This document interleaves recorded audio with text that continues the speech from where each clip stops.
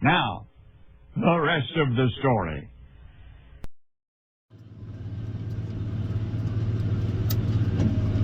And here we go. So we're working on second cut alfalfa. This stuff is maybe 10%. I don't even know if I wouldn't even maybe classify it as 10% bloom. So it's actually got some really good feed quality to it as long as we can get it made. We didn't stick anything inside yet, you know, for first crop. And what I was really hoping to do is try to get second crop under roof. See, the first crop stuff was kind of,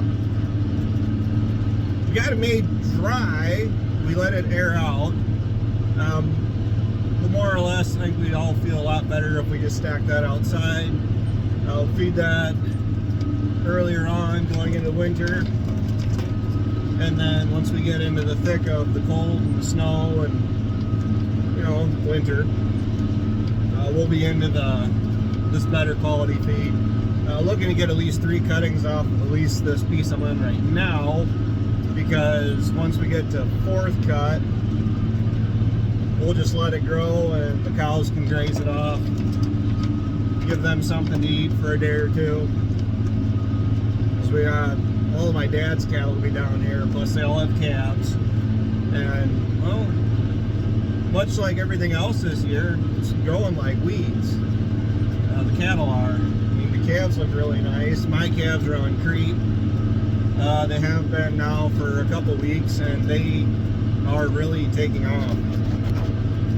There, is that better? They're definitely filling out, so we'll probably be looking at trying to wean them off in September. Not 100% sure yet, but we'll see. Got a few bumps and bruises along the road there, but I think they're doing all right. I definitely have a few that are standouts. The calving ease bulls, obviously, from being calving ease bulls, through smaller calves, which are obvious, you know, I can point to who's who. Honestly, I can see who's the offspring of Rocky just by looking at their heads. Because Rocky has a really defined, like, well, his face, you know, like a triangle, but it's like on the top of his head and out to his ears. It's just really defined, and I can definitely pick out, like, yeah, there's no question, I know who your dad is. So, which is all right. I mean, I'm glad he's. At least we're trying him for one more year. Throws nice calves, man. So I had kind of a hard time just wanting to get rid of him. I mean, he's getting about to get into his serviceability. I mean, he passed his vet check, but at the same time, we're still picking up bulls every year. Probably be trying to pick up another one next spring because I'm getting away from calving ease. The one I bought this spring was, it wasn't classified as calving ease. What is he, 78 pound birth weight? So I'm looking forward to getting calves out of him. We haven't really done much for waterways. First crop, we didn't do basically any waterway stuff or hard to get to stuff. So a lot of that's like, it's headed out, it's mature, but guess what? It is still infinitely better than snowballs in the winter. I've been running around trying to do some spraying with the gator, and, you know, life of a farmer, I'm trying to go in like 3 different directions all at the same time, because I ended up spraying yesterday. I didn't start the day off planning on spraying. Came up here today. I wasn't planning on cutting hay today. I honestly was planning on getting everything hooked up and ready to go today to cut tomorrow. As you can tell, that didn't really hold true because weather is weathering, and they weren't calling for any rain until Saturday. Today is Tuesday. So Ryan, actually Dad went out with the 79 and the other mower, which, you know, 79, my backup tractor, and it's kind of loaning it out to Dad when he's needing something to drive and he doesn't feel up to running the 4640.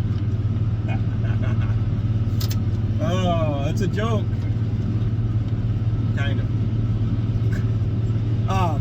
The 79 is it makes some of this chorey kind of work. I call haymaking kind of a chore, but the IVT, being able to select your speed and stuff so easy is really nice.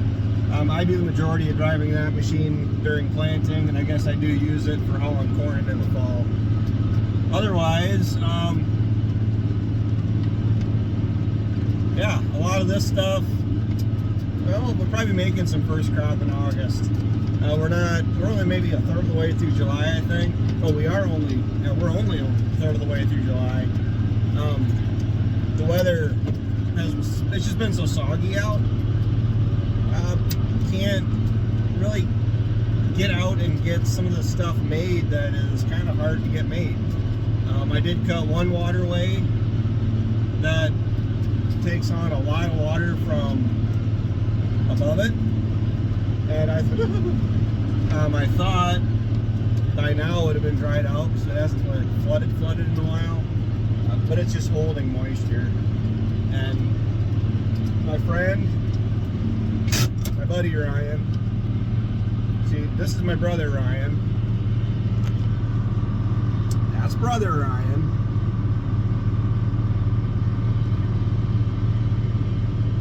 He's got the zoomies. My buddy Ryan, he's cutting hay himself today, and he's in mud. I'm not sure where he's at, but the picture he sent me, I'm really surprised that he doesn't have a tractor and chain on standby. So front wheel assist for the win. Which I think he's cutting with a 4430. So yeah, it's a wet year, that's for sure. Would I prefer dry or wet? I'll take dry. At least dry, it scares you, but we actually had really decent yields the last 2-3 years. This year, you're constantly trying to work between rain showers. That gets old after a while.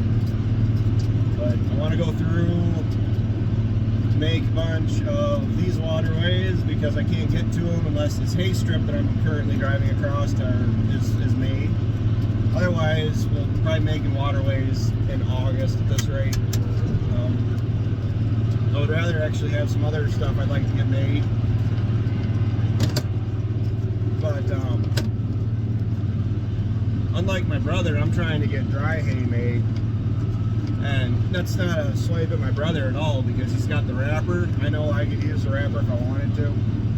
It's just, I'm looking for hay bales that I don't necessarily have to keep and feed for myself. I can move them if I need to, if I want to. So I think there is going to be a little bit of a market for dry hay. At least that's what I'm kind of hearing, because yeah, there's a lot of material out there, but you guys just caught what I said about my brother. Yeah, you can get a lot of material made for yourself if you're going to wrap it right away, but as far as having a chance to get a whole lot of dry material made, it just hasn't happened. That tedder, we use that for, well, I actually tedded out a bunch of my dad's. Did Ryan might have tedded out some of his. But Dad and Ryan, we haven't tedded anything of my dad and brothers in like 2 or 3 years. And normally it's just me. I just use it down at the valley because, well, you guys, you can't really see behind me right now, but this waterway material is a lot of how the valley looks. It's, well, it does get the random fertilizer washed down through it, so I mean, trying to walk through it, it's all chest high and it is rather thick. So, I mean, that's why I also do like to go through and make waterways, you know, given the time. It's feed. We're not doing dairy anymore, and beef cows, they'll eat largely whatever you need to feed them. And I don't like feeding them junk by any means. I kind of had a bunch of that I had to feed last year because that's literally all it was really good for. But the high quality grass, if I can get it, I'm looking to try to grab some of that too. Going through and making second cut off a bunch of these waterways is unlikely because, well, I guess just how much it comes back, really. We go through and make all the waterways at this farm, which is, you know, my place. We get like 30 to 40 bales just off of only waterways. Well, 30 5x6 round bales, I think is worth the headache. So, with the number of cows that we're getting around here, we are burning through feed. Not having to feed them over the summer just yet. I mean, last year was an outlier because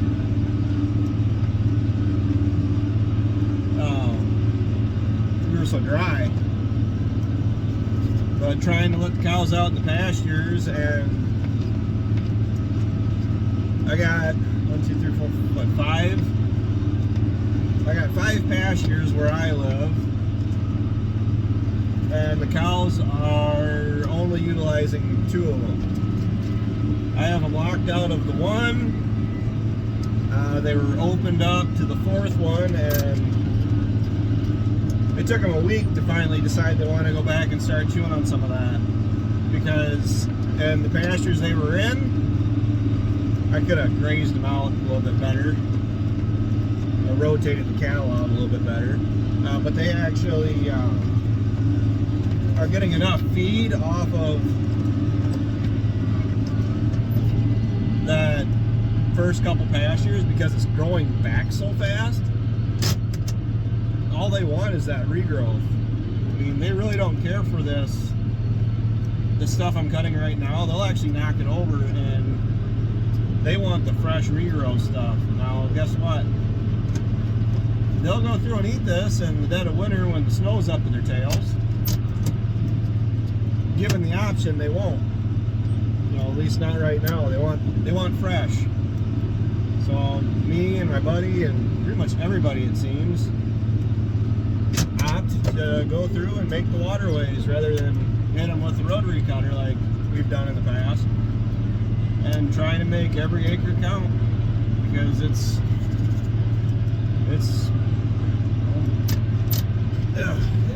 a lost resource if you just grind it up, especially if you got a use for it.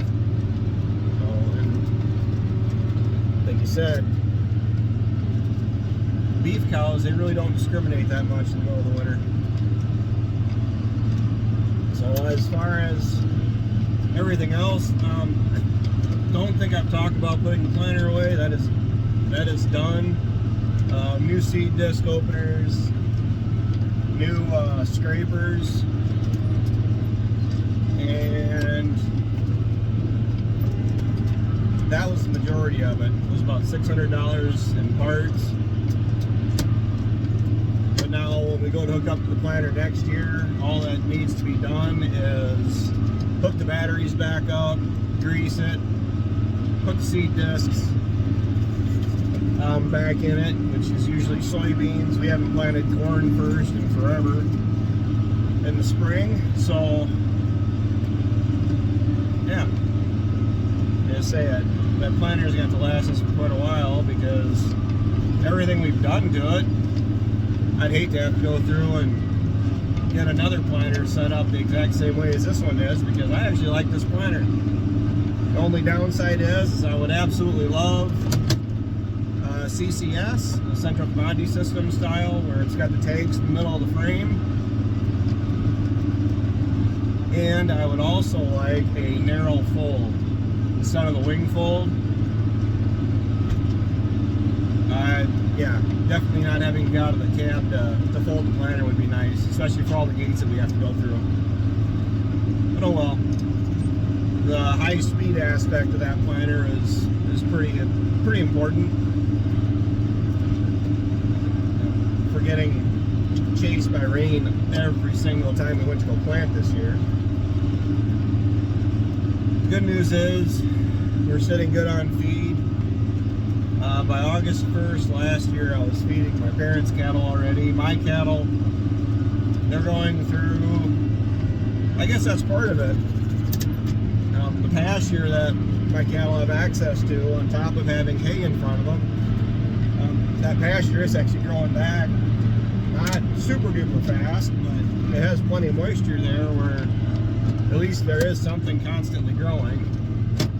That on top of having access to round bales, and then sitting and cussing at me because they see the calves getting all that grain and the cows can't get to it. Yeah, I know some of those bellers and moves and everything that I got this morning were definitely not of praise. Oh well, we haven't actually done a whole lot in the whole creek feeding aspect of it. We've done a little bit of creek feeding in the past, you know, for the calves when they're on the cows. But the whole point of the creeping is it'll allow the cow to recover a little bit quicker. She's not having to produce as much milk. The calf isn't having to drink as much milk because they're getting more out of that corn, oats, protein, soybean mix. I don't think the soybeans are supposed to be in it, but they're kind of sporadic, but they're there. I'm tempted to go get that steer feeder at my dad's. That was in the pole shed for his cattle last year, and set up a creep area and just feed my calves off that. Because right now I'm just using a bunk and 5-gallon pails and 30 calves that are in with it. They're going through all of this. 5 buckets of grain and an egg, which really isn't all that bad. I do have a protein tub in for them, so I'm trying to give my calves all the help we can get. I think I just ate another rock, or rephrase that. I know I ate another rock. Well, I guess that's that for this video, because I gotta jump out and change the disc plate. So thanks for watching, guys. Thanks for tuning in. Like, comment, dislike, subscribe. It helps the channel and it helps the video. I will be talking or showing my cows a little bit here once I get around to it. The valley is on the list. I guess that's a good way to say it. It's on the list. So we'll get that done. And it seems like the summer is later than it actually is. Though it's only, what, the early part of July. 6th or 7th, I think. So, oh well. Oh yeah, that blade's... Well, until next time, I'll talk to you later.